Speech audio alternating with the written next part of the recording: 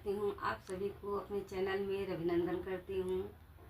और मैं आप लोग के सामने एक बहुत प्यारा निर्गुण लेकर आई हूँ। कैसा लगेगा कमेंट बॉक्स में आप लोग ज़रूर बताइएगा। और चैनल पर नए होंगे तो चैनल को सब्सक्राइब कर लीजिएगा और भर भर के अपना दुलार प्यारा आशीर्वाद दीजिएगा। तो चलिए मैं आपको गाना सुना रही हूँ, फुल वॉच करके सुनिएगा आप लोग। सुतला मेर हनी भोर हरिया, सुतला मेर हनी भोर हरिया, देखनी सपनमा तेरा। सुतला मेर हनी भोर हरिया, देखनी सपनमा तेरा।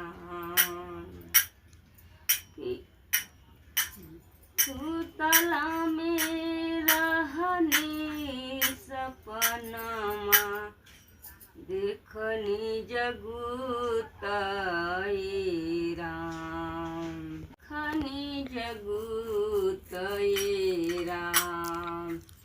पिया जी के आइली खबरिया, सजना जी के आइली खबरिया, जाए के बा ससुररिया हे राम, जाए के बा ससुररिया हे राम।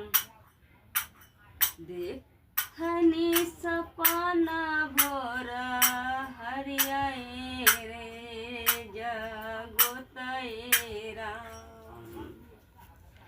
छूट जाई है पापा के नगरिया, छूट जाई है सखिया बेचारी राम।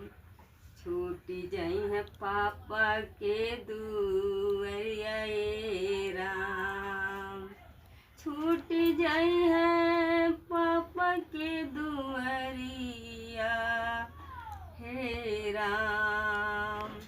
सुतला में देहनी भोर हरिया, सुतला में रहनी भोर हरिया, देखनी सपनवा जगुत राम।